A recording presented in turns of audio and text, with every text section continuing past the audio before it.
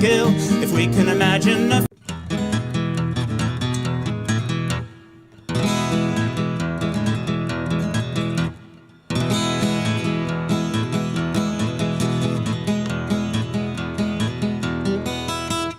pillars of jade fade beyond sight as we peer in obsidian hall.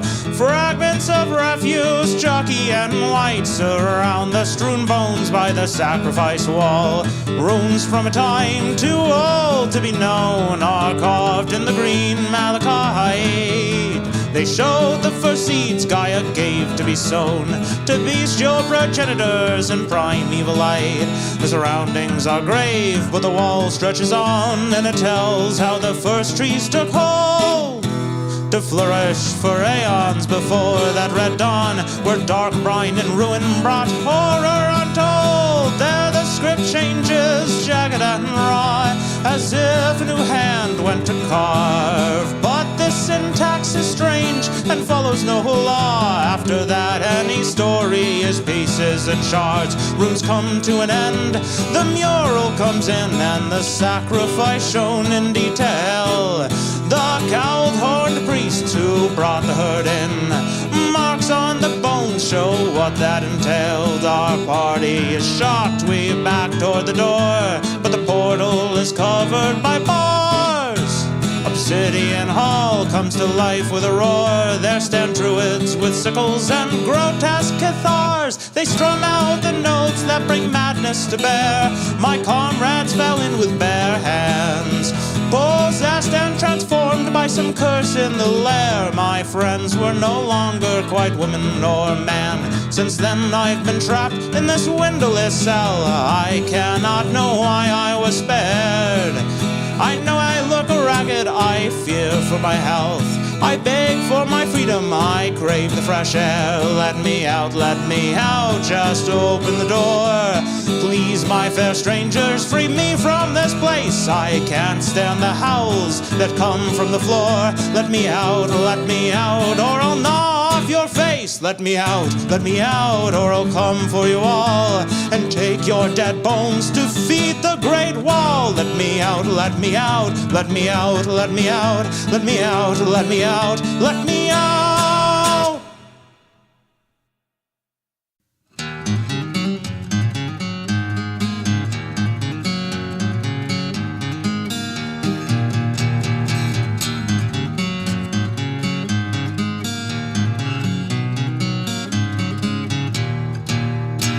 The great skelly beast stood and he faced the waters that burst from the dam. As he channeled his magic, the wall was replaced. He was blasted by cheers from town woman and man. And we gathered to thank the great sky for its gifts, for this gaudy and solid and strong, rather than graves for our drowned goats and kids. Our warden, he rose to protect us from wrong. He roamed far and wide with a party of legend. Many were saved, but his friends had to pay. He put sorrow aside and instead tried to mend. He looked for a village who had need of his ways. Any hole could be plugged with a stout enough cork. Any dike could be mended and smoothed. He'd help mighty and rich or the impoverished short. As he knew he was needed, his ravaged heart soothed. And we gathered to thank the great sky for its gifts, for this gaudy and solid and strong, rather than graves for our drowned goats and kids. Our warden, he rose to protect us from wrong. For he came to our village, our backwater ditch, and he saw what great misery we kept. Our bedrock would constantly roil and shift. Because of this curse, we died and we wept. In our land he found holes that couldn't be plugged, and dams that couldn't be fixed. And he knew he was needed, and with a great fertile shrug he settled, and now we can safely exist. And we gather to thank the great sky for its gifts, for this guardian solid and strong.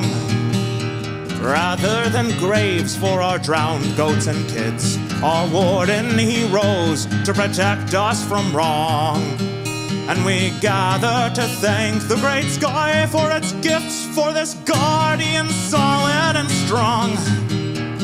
Rather than graves for our drowned goats and kids, our warden he rose to protect us from wrong.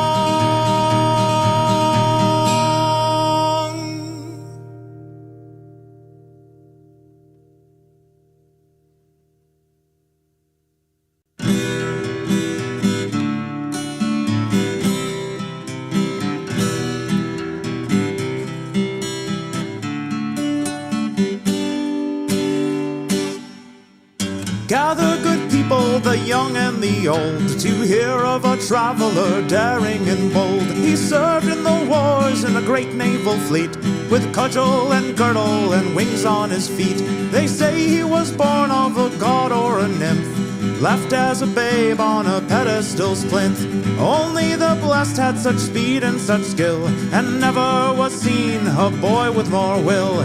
Centaur and harpy cower in fear as our hero draws near. Foes ready their spears, but he runs in with haste, and they look on his face and see that his spirit is marked by the fates. If he comes by a cyclops, furious and red, who threatens to crush his bones into bread, our hero relies on the shape of his brain and attempts every parting with minimal pain. He knows in the past these giants were tricked, robbed of their flocks, blinded with sticks. He thinks for the grace of the gods stumble I, so even to monsters he's humble and kind. Centaur and harpy cower in fear as our hero draws near. Foes ready their spears, but he runs in with haste, and they look on his face and see that his spirit is marked by the fates. When the boy became man, with chest toned and broad, he crafted a plan to find goddess or god that left him alone with such spirit and need. He beseeched the blind poet and followed each lead. So he came to the briny caves close to the sea, and saw who had spawned his divine destiny. A 20-limbed kraken with human-like hands. Though he buckled in horror, he'd soon understand. Centaur and harpy cower in fear as our hero draws near. Foes ready their spears, but he runs in with haste, and they look on his face and see that his spirit is marked by the fates. His sire or dame, he wasn't quite sure, pointed him to a shallow pool carved in the floor, and he saw as he peered in that burbling ooze, the truth of his birth was no longer confused, and he knew that he must learn and come back and teach each of his siblings, whether tadpole or leech. And he knew why he feared not what old laws forbid. Things are less fearful when your mother's a squid. Squid.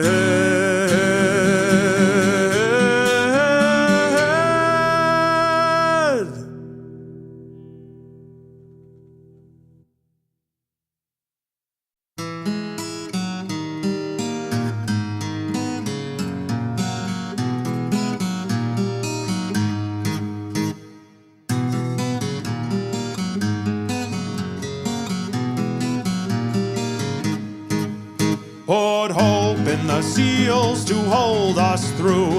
Have faith that the keel holds up on you. Put oar to the brine, beat the drum double time. This barge is a wreck, but it must make do.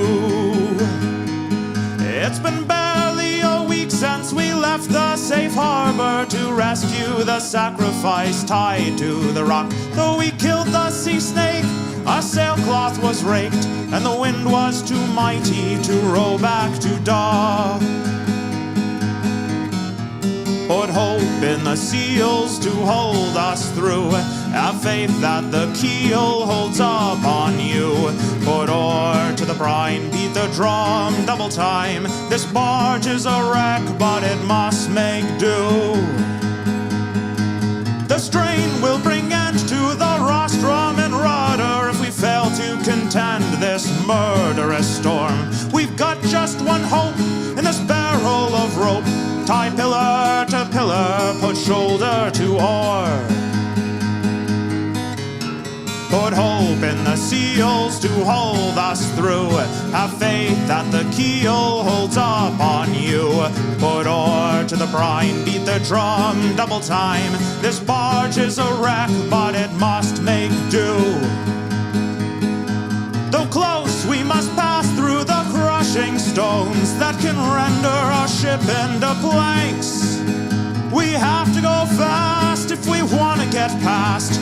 Pull lookout, we need every rower in rank.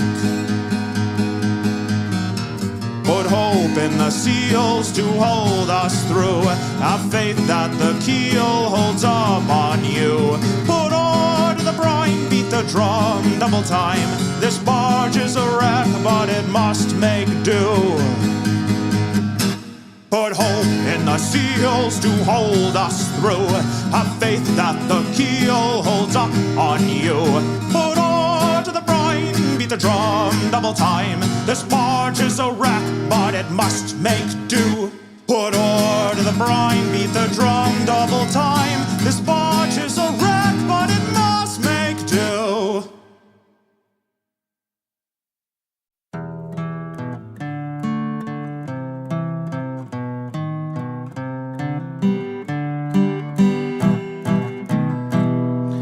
In a city of cowards, a shady man waits. Ladies in powder selling off dates. Sweet fruit for the harvest at excellent rates. A man from the mountains looking for gold. A plan hashed by the fountain for treasures of old. Artifacts for the harvest by adventurers bold. Head to the bay where privateers rest, a captain to challenge in combat and best, and a crew that wants more than just gold in a chest. And these men have an excellent plan to ascend the dead hills where the steppe nomads dance, and portend what they will from their drug-induced trance. Protect innocents captured to finish a plan by a sinister man who works so he can talk to gods, never dying, but dreaming and scheming and trying to bring dust to the land. Run rugged, give all, there's lives on the line. Roads flooded, give stall, but they strive through the brine. A pursuit to the tower, arriving on time. A rogue madman stands, dagger in hand, but cannot withstand the mountainous man from the mountains who landed and ended the plans to bring old gods and chaos, turn castles to sand. They returned and commanded the gates to be sealed. Renew the old deals, give the world time to heal. Keep the gates locked and maintain the zeal, for a world still in shock is an excellent meal. For chaos and madness which must be repealed by trial and error and belief in the real.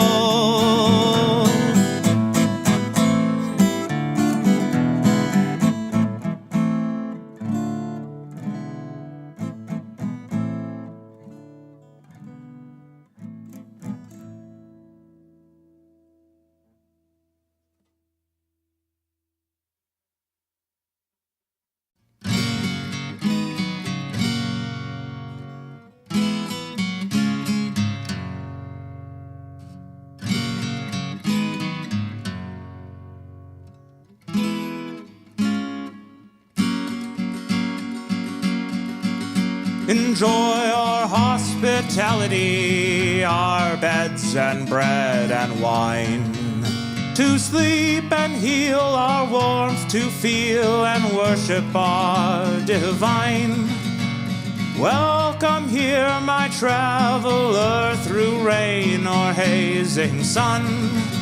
To work or trade our fields or stalls and feast when evening comes. Enjoy our hospitality, our breads and bed and wine. To feel at home, although you roam, is the gift of our divine. The roads are paved and safe to walk, guarded day and night. Scripts are saved to be read or taught, to know is its own delight.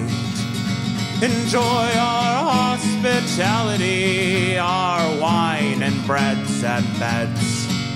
Though you may leave, you'll always grieve for the life you could have here instead. Our walls are strong, our laws are fair, and they show us how to live. We all belong in each other's care, with just one life to give. Enjoy our hospitality, our sacramental wine. After one more night in the dead moon's light, you'll be born again divine.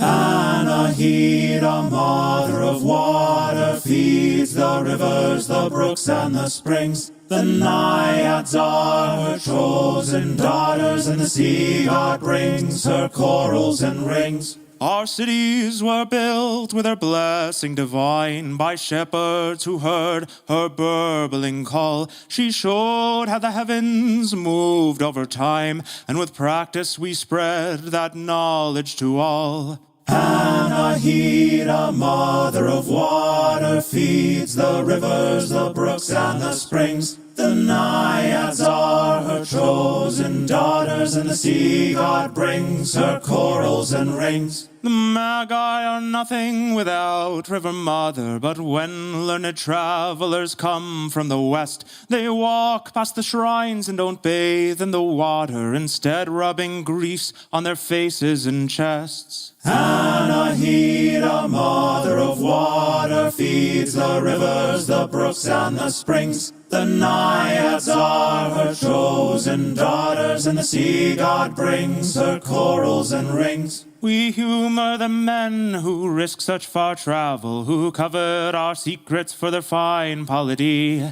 Cities where women are locked up like cattle, and most of the men live in bare poverty. Anahita, mother of water, feeds the rivers, the brooks, and the springs. The naiads are her chosen daughters, and the sea god brings her corals and rings. We tell them the tales we reserve for such fools, easy to check with patience and time, but philosophers fail to harness such tools, preferring instead what sounds the most fine. Anahita, mother of water, feeds the rivers, the brooks, and the springs. The naiads are her chosen daughters, and the sea god brings her corals and rings. But you, my friend, are not such a stranger. You've heeded her call with clear heart and mind. Dive in the pool, push past the danger, and you'll share in peace as only we find. Anahita, mother of water, feeds the rivers, the brooks, and the springs. The naiads are her chosen daughters, and the sea god brings her corals and rings. Anahita, mother of water, feeds the rivers, the brooks, and the springs. The naiads are her chosen daughters, and the sea god brings her corals and rings.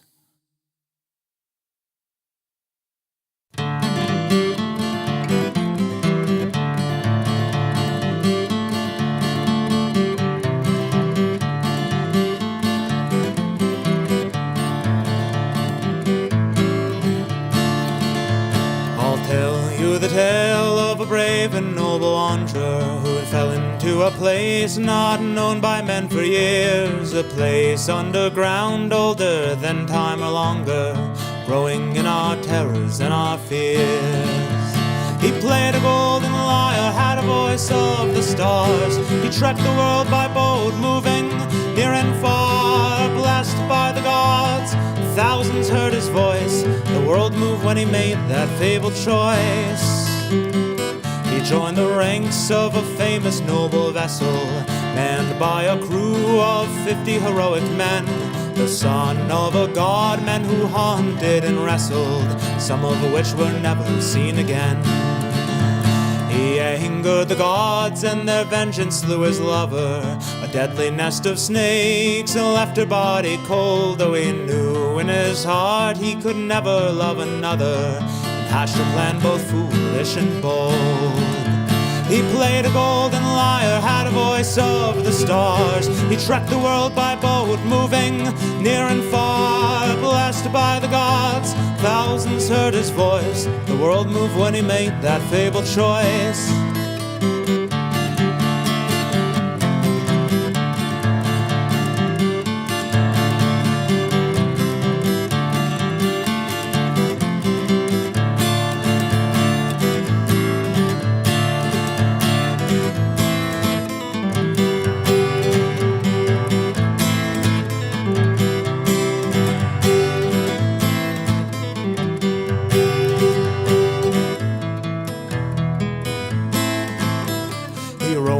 For years, looking for the entrance that would take him to the darkness under the earth, braving deadly perils and a guardian immense to prove to the king and queen his worth. He moved their frozen hearts with his beautiful song. They granted him to leave with his lover and wife if he didn't look behind as he traveled along. They would restore her soul and her life. He played a golden lyre, had a voice of the stars. He trekked the world by boat, moving near and far, blessed by the gods. Thousands heard his voice. The world moved when he made that fabled choice. Alas, curiosity proved to be his downfall. He tried to steal a glance to see if the god spoke true. She disappeared in seconds with a sorrowed, haunting call, just as the earth's green meadows were in view. And so ends the tale of our brave and noble wanderer, who tried and failed to bring his love back to the sun.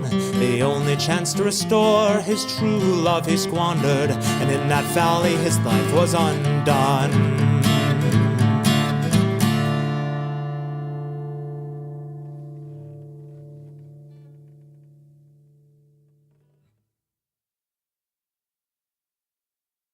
Historicus stood and looked at his work, volumes of all of the lore on the earth, a lifetime of labor for his hoplites and serfs, all the servants and scribes his vast treasures could feed. He paged through the volumes that he couldn't read. His scribes had translated and sated his needs, but he knew that the books were the greatest indeed, or so he'd been told by his huddled elites. So he summoned his guard, and the wagon was leashed, and a score of apprentices gathered beneath, with their tablets appended to defend against grief, for their lord could bring praises or scolds. He hiked up his robe of linen and gold, and gazed at his consort who had dared to grow old. He heaved towards the wagon, and without being told, his caretakers moved in to help. But for once he deferred, he'd do it himself. Though a noble well-bred, he was in perfect health, so he swung up his leg and missed, and he yelled and tried to grab on to his staff. But his bulk was too great, and he stumbled and crashed, and there on the ground, with his saged head cracked, as he lay there and faded, he sputtered and laughed. For once he had done his own work.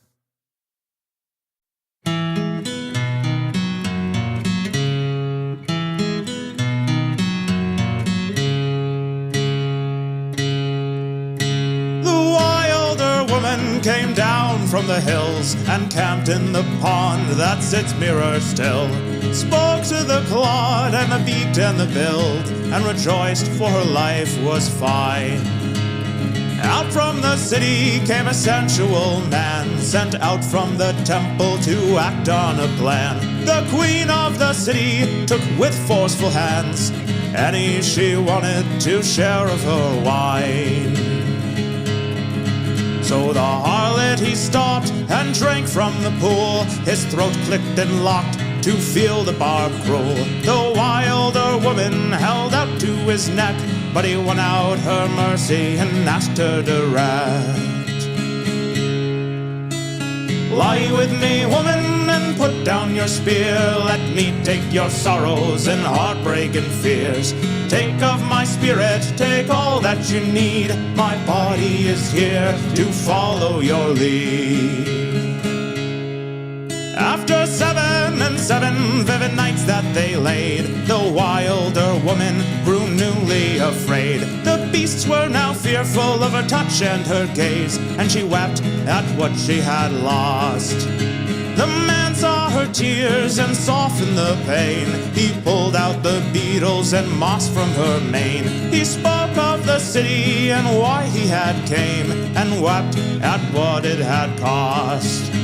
So through 2 more weeks they mingled and talked, wore breeds into sandals with smooth river rocks, tanned hide of a lion for girdle and cape, and walked close together to the great gates.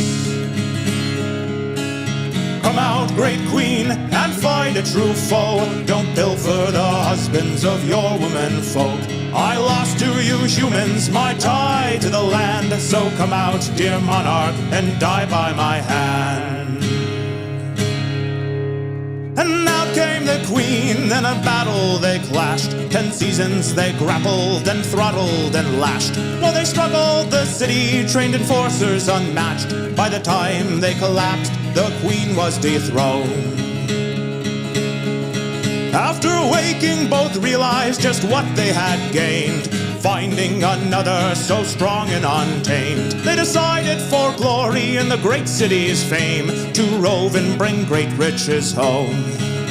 And they went on their journey, now etched in the stars. The harlot was mournful and wandered afar, and though his adventures are less widely known, he would tell of his lover wherever he roamed. She came from the mountain and sang like the birds, a song of such beauty few mortals have heard. Though our cities will grow to height yet unseen, I mourn for the wilderness robbed of its queen.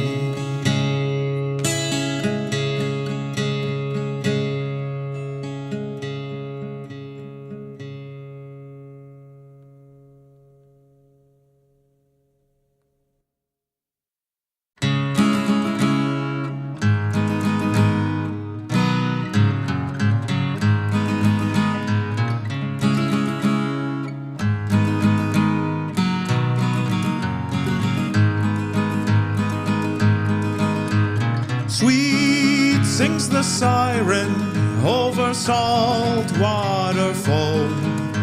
The sailors who took me so far from my home are raving and screaming and clawing their ears, trying to block out the song that they hear. Though I hear the singing, ringing and clear, my heart is not captured by longing or fear. I wait for my jailer to rush to the fray, with the singers as cover. I steal away, though late in the night, without the sun's rays. I hurry my flight while my captors are dazed. But enough of the stars peek through the veil, and I follow with ease the Milky Way's trail. Though I'm born from the stars and I walk on the wind, I still have to hobble through sorrow and sin. Creatures and vagabonds swarm for my light, to keep like a jewel, to warm them at night. I watch the Sphinx leave grieve and stare at my palm. Though her fortune held evil, my heart is still calm. After fortnights of riddles and terrible tests, old questions were answered, and air floods my chest. For leagues out to Stygia, the song could be heard. Over mountains and oceans echoed each word. After service and solitude, as treasure or slave, I'd live in no harem, adorn no king's grave.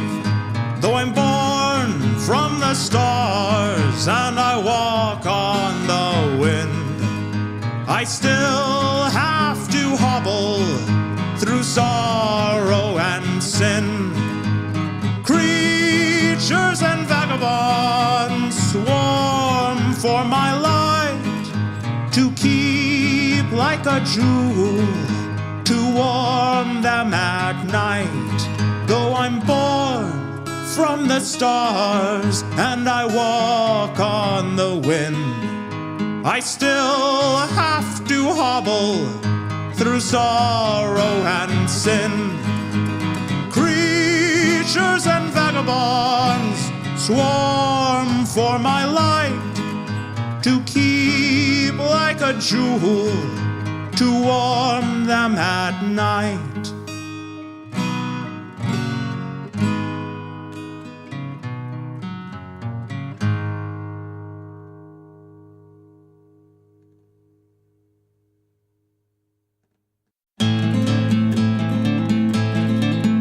Aye, the red pulsing glow and the hammerheads blow, our destiny pulled from the ground. With 4 crucibles cracked and our calamine brass, no longer will we be held down. Well, the fates may decree that we speak blasphemy when we choose to be free of their web. But our sisters deny that we have to die for the sins of the heaven-cursed dead. Rise against the heaven sent to keep us meek and low. The lies that warped our hooves and skin have kept us down below, as if it was hubris to want to be fed. Put clothes on our children or sleep in fine beds. If gods were so great, we'd already be dead. Our people have paid more than you know, so we bided and planned and brought in more hands. We had spies in the ranks of their priests. Over oceans and sands we reached foreign lands, and readied ourselves to rise from beneath. The foreigners came and clashed in our name. Cunning cowled cowards fled their great stones. The triumphant remained, and new kingdoms were laid by the victors who'd won their new homes. We rose against the heaven sent to keep us meek and low. We know that with their evil spent, our kingdom will still grow. Though they came from outside, they helped us to be free, to mold and to shape our own destinies, to watch the old gods turn tail and flee. Our people have won more than you know.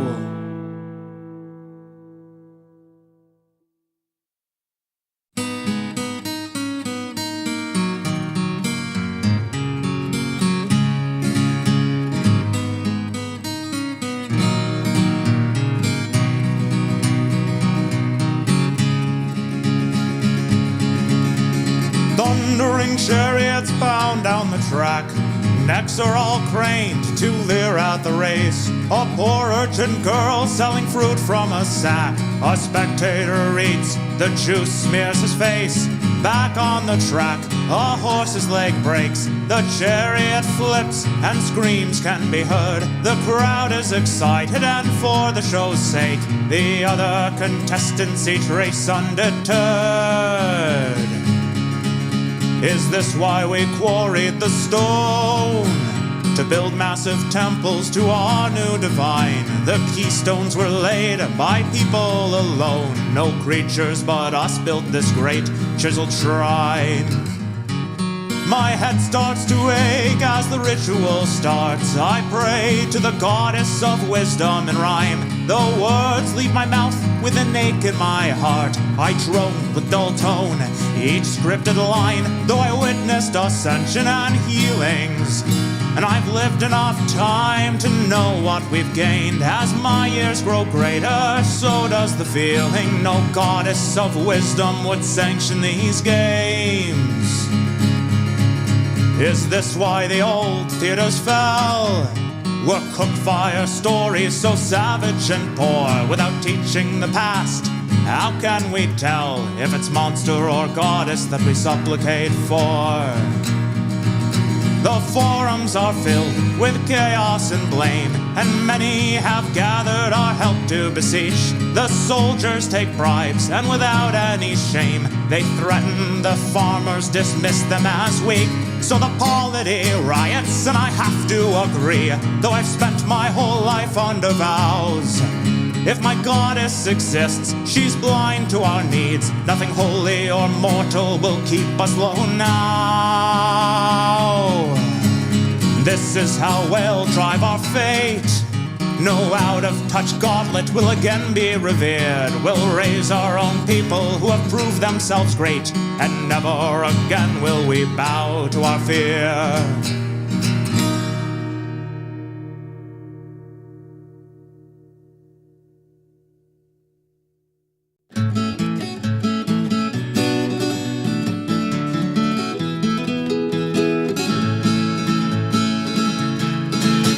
He shucked the shell from the mussel, gobbled the meats and smiled and thought of the tubers and greens he had rustled to roast up with beets and steep in a sauce. For days he had wandered and wondered, pondered and plundered larders for lard, but he pondered too hard and hungered again, and so he restarted his feast without end.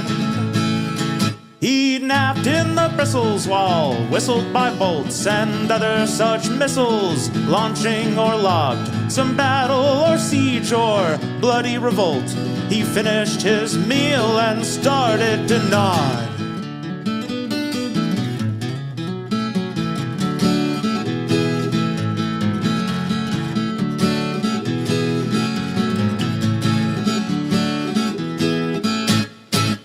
After so brief a nap of hardly a day, he awoke in a red battlefield. He thought of the visceral waste and decay, but just for a minute, then looked for a meal. For weeks he had wandered and wondered, pondered and plundered larders for lard, but he pondered too hard and hungered again, and so he restarted his feasts without end. Well, something had always confused him. Others abused him, but he just didn't bleed, or let in the spear tips to puncture his skin. He wondered why others felt such wanted need. If you really love life, do like him, just don't die. Maintain your mask and deeply breathe in. He tried to tell folk, just refused to comply. If a psychopomp visits, send him to kin. For years he had wandered and wondered, pondered and plundered larders for lard, but he pondered too hard and hungered again, and so he restarted his feast without end. For years he had wandered and wondered, pondered and plundered larders for lard, but he pondered too hard and hungered again, and so he restarted his feast without end.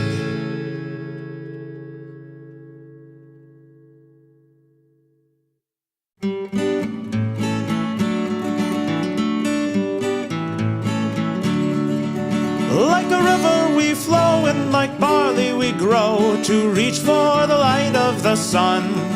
By the burbling brook and the oaths that we took to unite and face shadows as one. When I saw you at first, I took no special heed as you led in the flock from the hills. But when tragedy struck and you rose to our needs, my murmuring heart pushed my faltering will. Like the mountains we stand and like titans we plan to push against dire designs. Amidst blossoms of gold with our futures untold, we merge and mix water and wine. As we raised up our children and guarded the flocks, the tribes of the Iron Man swelled. By truncheon or pike, by arrow or rock, one by one we were pushed towards hell. Like the great winds we howl and we rake like the owl, who terrifies creatures that creep. If we die in our flight, at least we gave fight and refused to go softly to sleep. But the man-creatures ran and we breathed with relief, though steep was the price that we paid. Filly and full were screaming in grief, 10 score were the gravestones we laid. Like a river we flow and like barley we grow, to reach for the light of the sun. By the burbling brook and the oath that we took, to unite and face shadows as one. Like the mountains we stand and like titans we plan to push against dire designs. Amidst blossoms of gold with our futures untold, we merge and mix water and wine.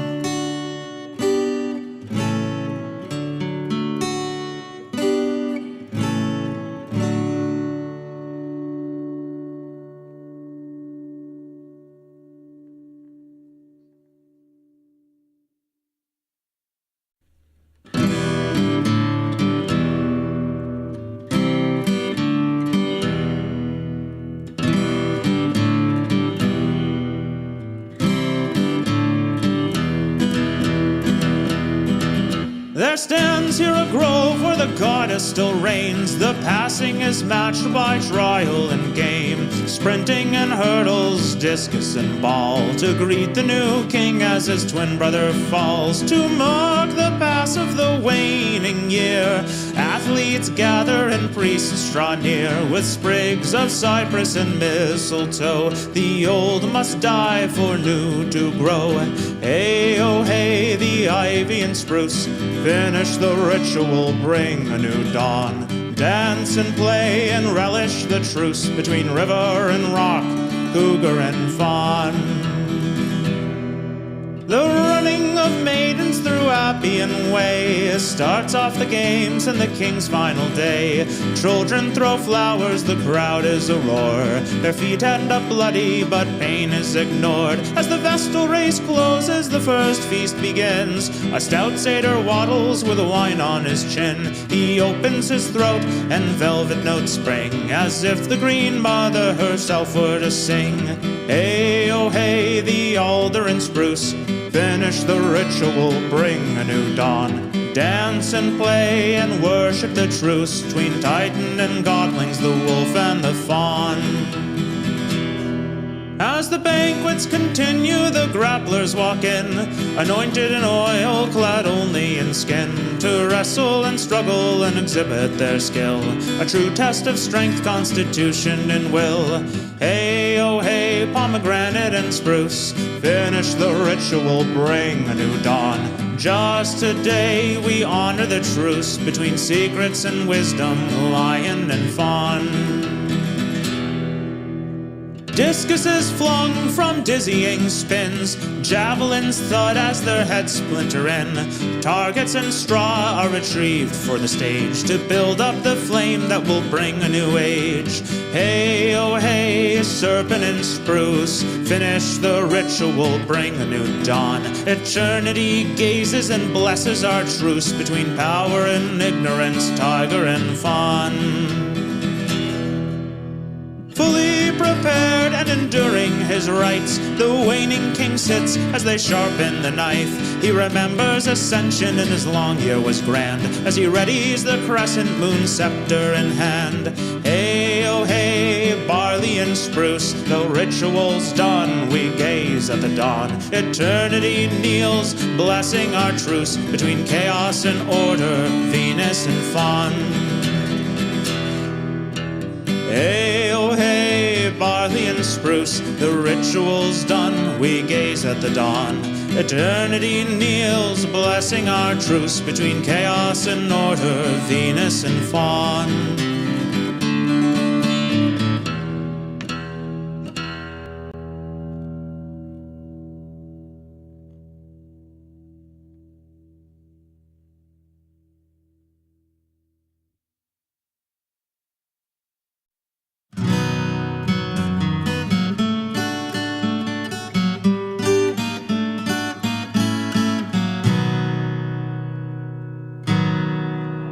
I went to the mountain where the maiden sits with her bow. Amidst the groves of cypress, I begged her for to know. I said, maiden, will you tell me what is on my woman's mind? Can I slay a boar or harpy to put our offering behind? She laughed and left me standing, wondering what I could have said, and to my shame demanding, I hung my weeping head. I went to the mountain where the mother sat and wove, with kids cooing and crying, and a pot hot on the stove. I said, mother, can you tell me why my woman scorns me so? Can I bring her a fleece or a flying steed, so that she'll let me know? She smiled and turned to her children, calling each of them to heel. She too ignored my question, but shared with me their meal. I went to the mountain to beseech the grizzled crone, who sits with snakes and mushrooms in a gray old shack alone. I said, crone, can you tell me why my woman shames me so? Though I speak clear and loud, I feel shamed and not proud. I'd kill Titan or Hydra to know. She cackled and then said to me, in words so clear and sharp, did you try asking directly before this journey starts?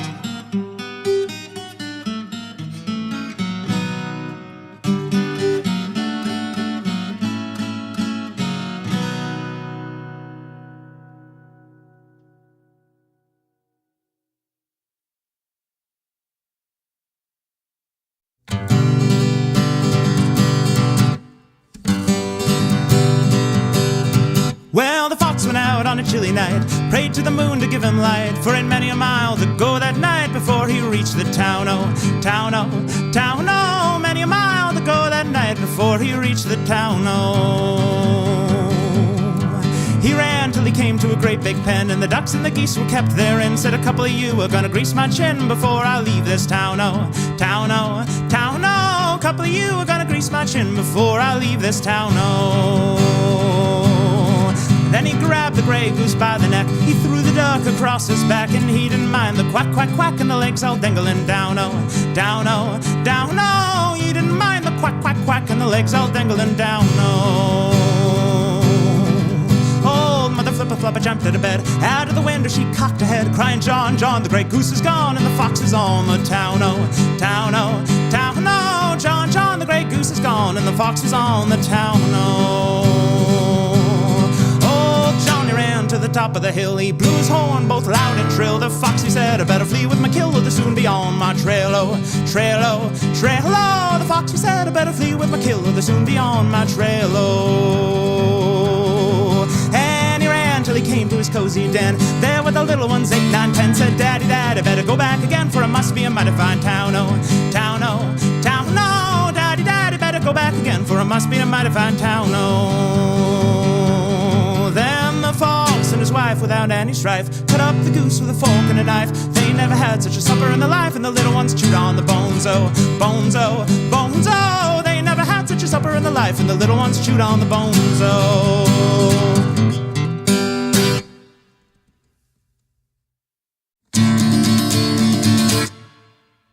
Monuments cast in long crumbled molds, they tower above with the hatreds of old. Metal that withstood erosion and age needs to fall now to answer our rage. The statues were cast in the flames of dark hate when dragons still ravaged our lands. It reminds of a past we must reformulate, so grab up the rope, hold it tight in your hands. We'll pull down the statues that stalk through our dreams, delivering nightmares and continent screams. We hide till the dawn to hold through the night. So join with us, brother, in our holy fight. Smash down the statues that hunt for our flesh. Bring down the hammer, our quest has been blessed by wizened albinos that rule from their homes in mansions with walls of impassable stone. What do we want? Book burnings to answer our yearnings. The past must be cleansed and never forget. Our final regret was none of us ever had any real friends. So move now, my comrades, my partners in crime. Although we are weak, by mobbing we'll find we number enough, we can force them to see what power can come from a master's degree. Smash down the statues that hunt for our flesh. Bring down the hammer, our quest has been blessed by wizened albinos that rule from their homes in mansions with walls of impassable stone. 2468 will have no debate. This matter too dear to come to a vote. To fight for our rights we come in the night, to sever their heads from their evil bronze throats. Smash down the statues that hunt for our flesh. Bring down the hammer, our quest has been blessed by wizened albinos that rule from their homes in mansions with walls of impassable stone. In mansions with walls of impassable stone. In mansions with walls of impassable stone.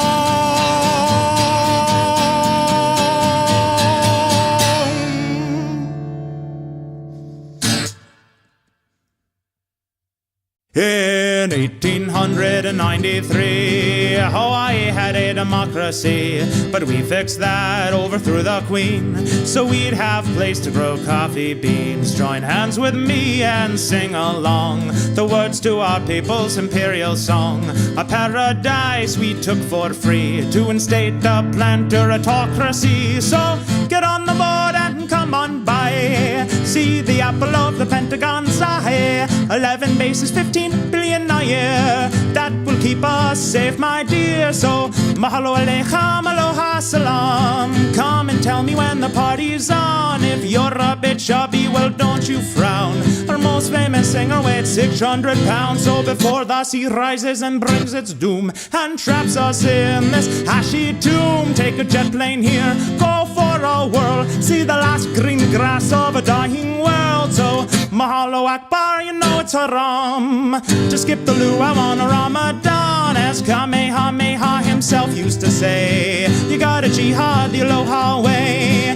Mahalo akbar, you know it's haram to skip the luau on a Ramadan, as Kamehameha himself used to say. You gotta jihad the aloha way. You gotta jihad the aloha way. You gotta jihad, you gotta jihad, you gotta jihad the aloha way.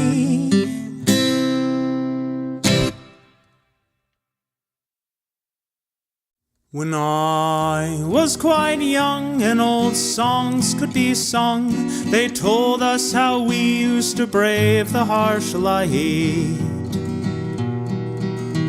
But we had to run to hide from the sun, for our hubris had earned us this pit-dwelling blight.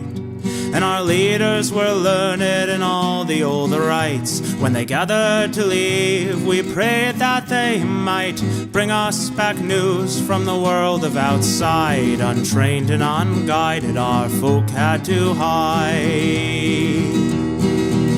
Our minders would smile, heads up with pride, as they put on their blinders, one on each side, to block and to shade them from frightening rays, to bring us back stories to lighten our days. In the cavern we'd sit, young to the old, after hours in the pit, breathing in mold, for the ore that they'd break from the load, which was packed by our minders in crates, which then rode up a lift through a shaft dug deep in the past, up to the surface, pitted and blasted, where slobbering mutants would take up their prize, a deal we must hold with the folk we despise. This bargain was struck many decades ago, when I was a babe in a crib.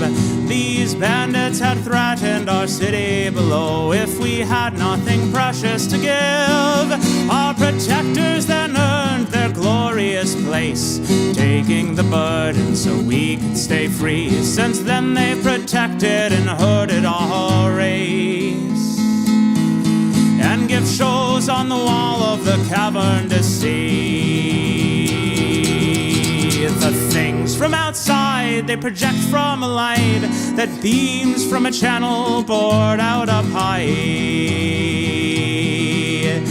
Shadows from puppets darker than night dance on the wall, and we learn what and why happens out there, and why the gods act as perpetual scholars. The minders know facts like the size of the earth, 30 miles by 9. How you judge a man's worth by reading his mind. And we drink of the tea steeped by our guards to protect us from fiends like the moon and the stars. I know that the minders are folk just like me, and I wonder what sights sit under the sky. Just once for myself to help me believe, to be sure of the what and to know all the why. So I'll wait till the shadow show's finished, strap moss to my feet and dull my footfall, and then late with light fully diminished and a ration of meat, I'll climb up that wall. Well, I know that the minders wouldn't tell lies, and I don't want to burn in the glare. Though I go without blinders to shade my weak eyes, I'm sure they won't put out in 1 second stare. So up I ascend into the old land, my friend, I'll return to you soon. I'll tell tales of the waste and hold in my hand a piece that I'll tear from that devilish moon.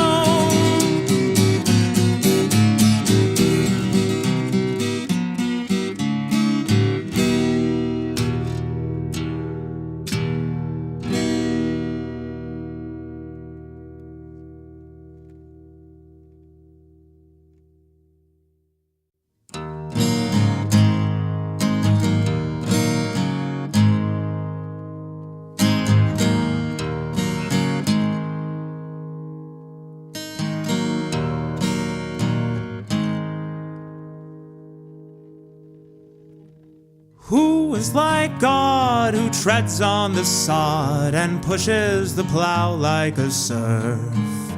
And how do you know the seeds that you grow as you scratch for a place on this earth? The cards that he grips with a smile on his lips as you ponder your ponderous plays.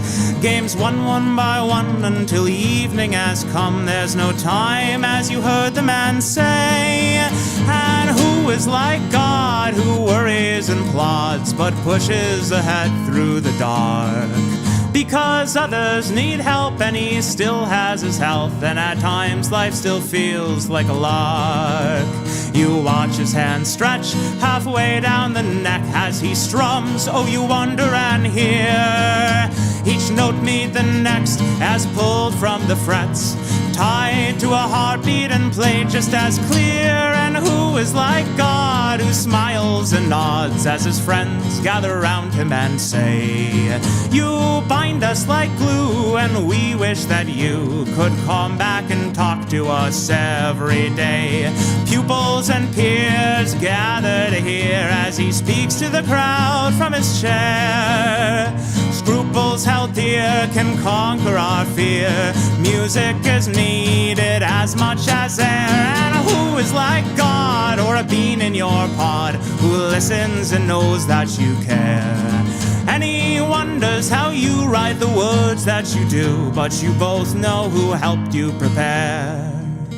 And who is like God, who treads on the sod and pushes the plow like a surf? And how do you know the seeds that you grow as you scratch for a place on this earth?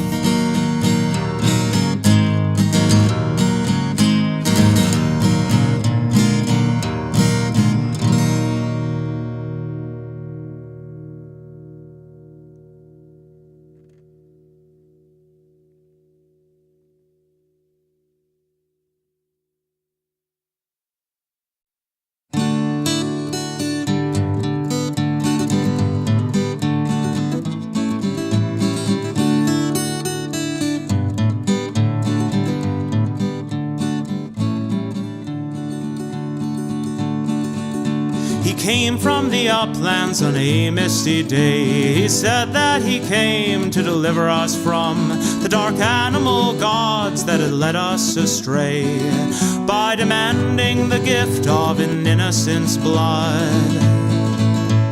Ride to the south, our just king, and carry your banner proudly. On your return we will sing to greet your triumph loudly. He carried the light and remembered the word, but respected the rule of the rod from up high, until one dark day his faith was disturbed, though given his orders he could not fathom why. The priest of the rod said a town was enthralled by our most evil, craven, and treacherous foe. Though the hero sent missives and attempted to stall, he was ordered to raise the town much to his woe.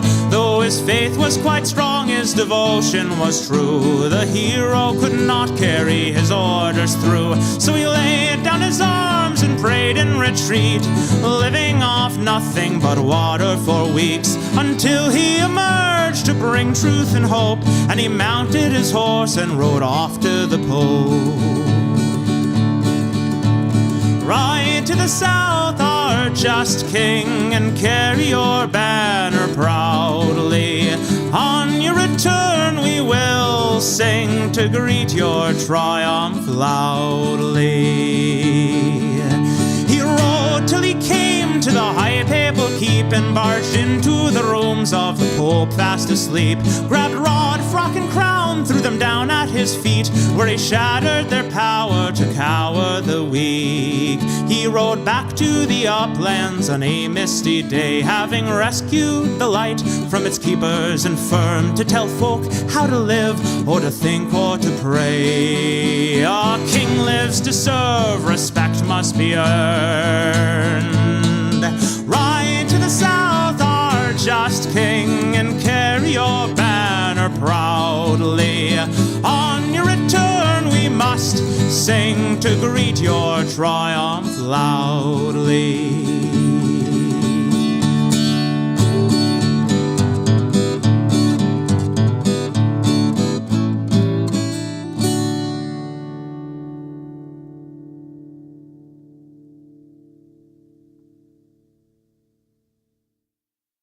Carmela was sweet and pale as the petals of flowers that bloom under light of the moon. She knew poetry and songs and dances and riddles, but felt cursed with the weight of an impending doom. Because she had seen the way others were treated, the plain-looking girls and most of the boys, they were challenged and bullied and crushed and defeated. But Carmela got nothing but affection and toys. She knew that she had to evade this dark fate of being treated like a most precious object. She knew to escape before it was too late. The shape of her future was hers to protect. So she got some black ink and a few safety pins before she could rethink. She stabbed through her skin after only an hour, though the pain made her cry. She had etched in the outline of a crude butterfly. When her folks saw her arm, they were stunned and confused. They thought that they must be to blame, but their pleas went unanswered, their help was refused. For she sought to start living without beauty and shame. Baggy clothes and short hair and a new way of talking, drop eyes from their unconscious search. Less polite manners, a swagger when walking, all can be managed if you rehearse. But she'd wonder sometimes, was she losing herself? Was she forcing a change for a shot at fair terms? But she wanted meaning, not comfort and wealth. So she had just one shot and her ambition burned. Carmela got glimpses of what she surrendered in the lives that her female friends led. Babies by 30, puffy and tender, husbands that worked to keep them overfed.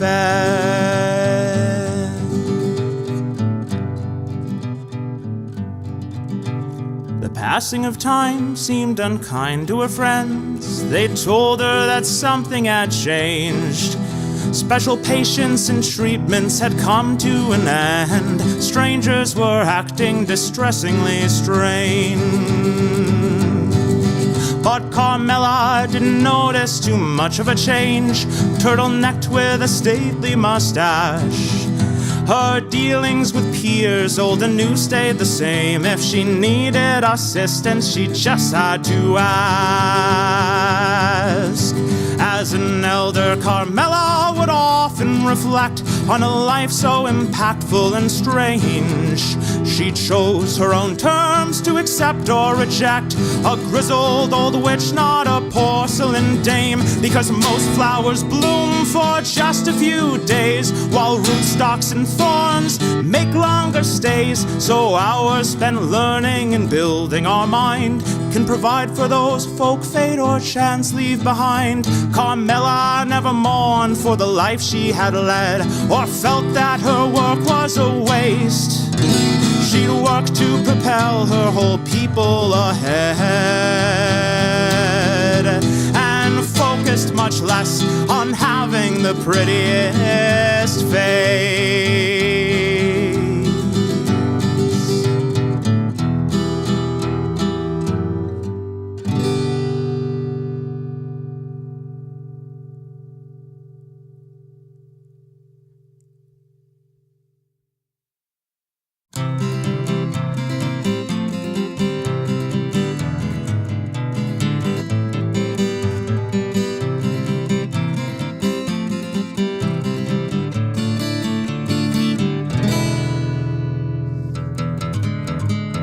A girl with eyes of crystal balls and hair of the darkest mystique, grins with violet painted lips, approaches me and speaks. She shares her name as I do mine, with gestures plain and sweet.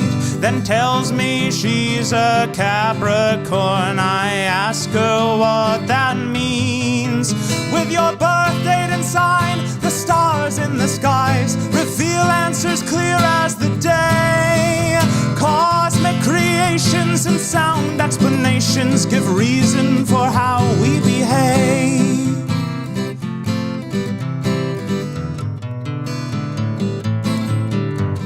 I asked her to show how this could be so, how this method so ancient and wise could judge people's fate while the stars constellate. If those stars have all shifted since Babylon's time, it's more likely to me that a man's personality is shaped not by auras in space, but by family and friends and the way that he spends his days navigating this place.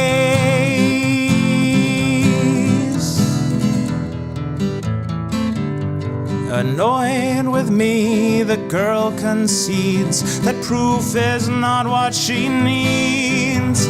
The accuracy of the words that she reads are enough to make her believe. Yet I insist these predictions of character come purposely common and vague. It matters not when you're born with a Libra or Capricorn. The gurus that spew them ensure they'll relate.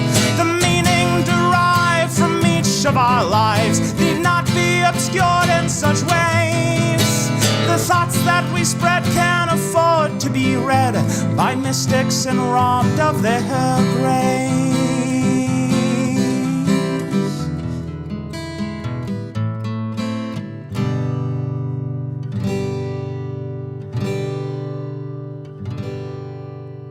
The girl only stared, surprised that I dare to question these feelings she's felt.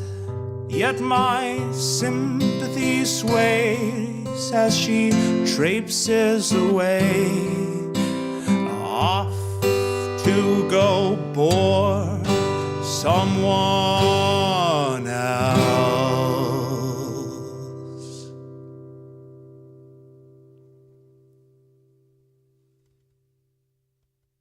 Farewell, brother of mine, I hope the fortunes favor you.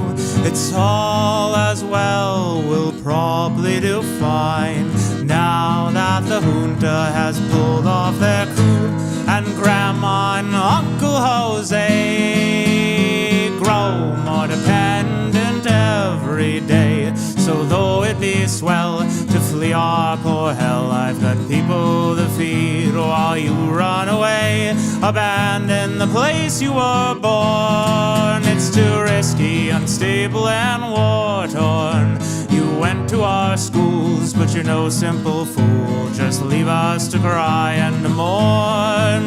Well, they are no soldiers, dear brother of mine. You forced me to beg and to plead. Our children are living on gristle and rind, while the general gets what the general needs. Bread lines are starting to form. People push past the old and the weak. We don't know whether to search or to mourn, for those disappeared while we were asleep. And still I feel I can't go, for all the dependents I know. So though it be swell to flee our poor hell, go run to the people who buy what we grow. Leave us here to bleed and to cry, while secret police question and pry. Notebooks, recorders, and state-owned reporters. For any new question, they tell a new lie. Well, they are no soldiers, dear brother of mine. You've left us to fight for our lives. Government bandits are drinking our wine. They torture our husbands, imprison our wives. While you run, we make plans, and we bide our time. We strike while we can, make them pay for their crimes. And after we've won, you can let your kids know how many were gunned down to bring back the vote. Well, they are no soldados, esta raza salvó. Now that the trouble has fled, we'll meet you at the airport, help carry your load. Touristas are safe now that the dictator's dead.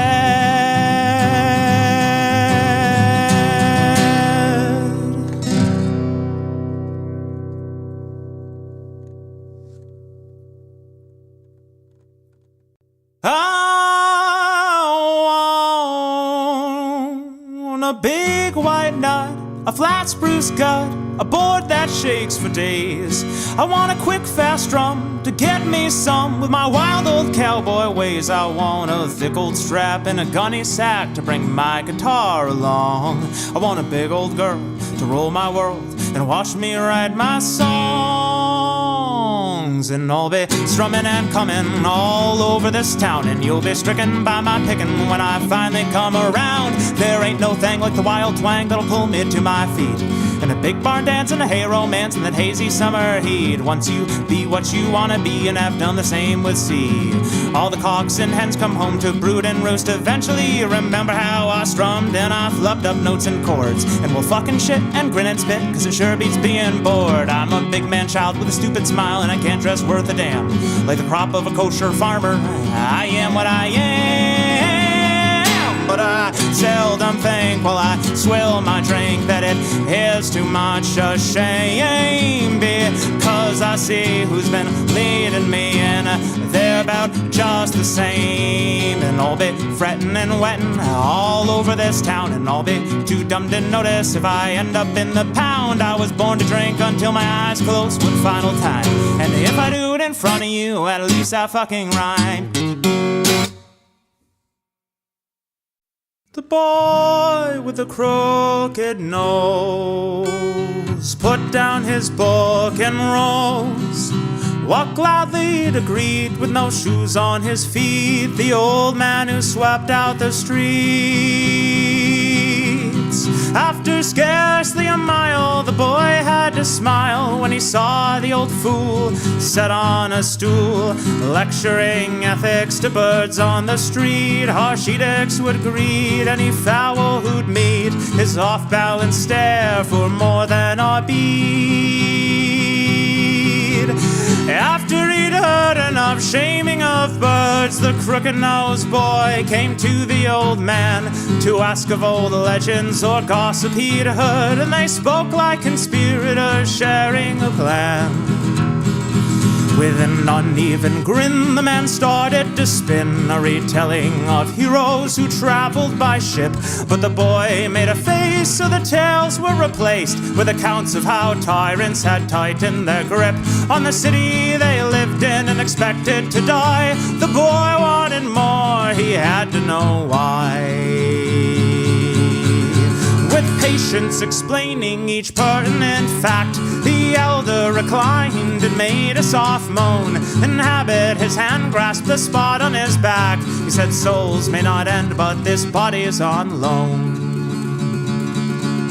And they'd walk past old forums that now were just fields, where laws were once drafted and cases appealed, and each held a share of law's creation and care to ensure to all people the rules appeared fair.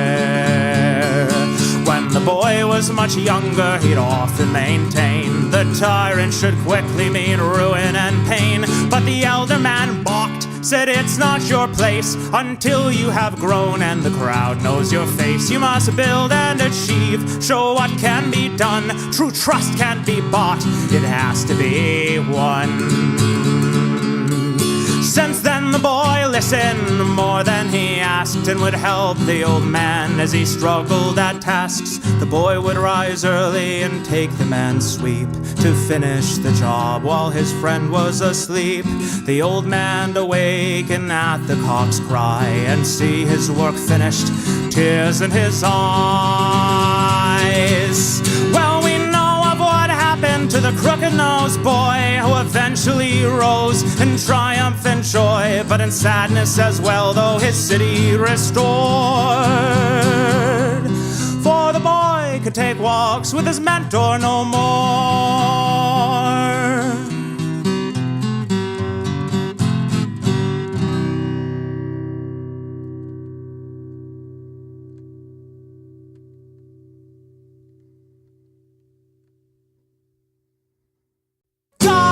Give me a hit of that shit as I roll down Copper Road Drive.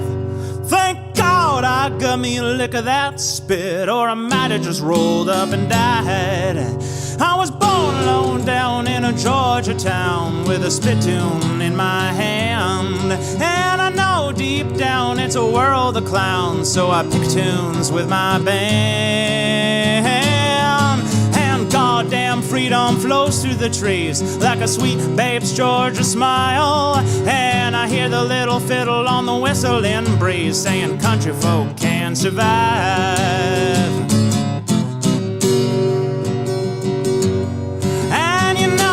You had to do what's true and fight for freedom's blood. You'd stick like glue to the red and the blue, even if the white gets stained in the mud.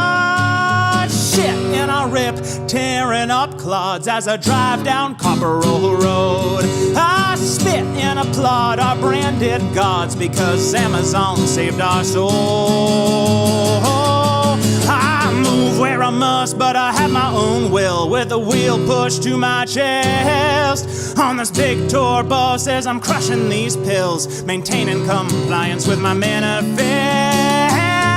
Because the algorithm that supplies my living keeps my schedule pretty tight. But after I drop this cargo I got, we can party all night, get rowdy and fight, saying country folk can survive.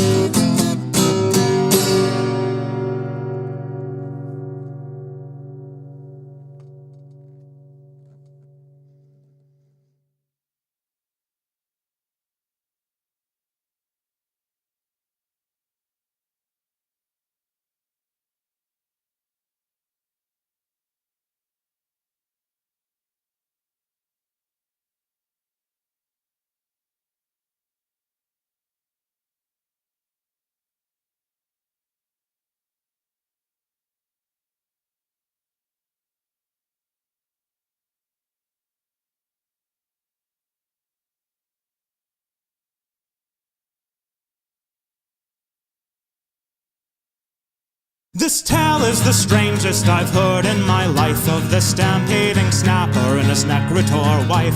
One from the west, the next from the east. Together they acted like one fearsome beast.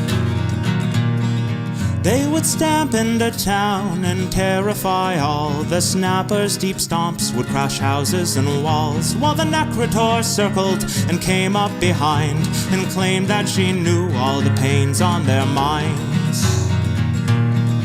Even though the folks witnessed them come as a pair, most were left witless in sudden despair. So they heeded the necritor and gave up their rights, so that they could disperse the great beast into night.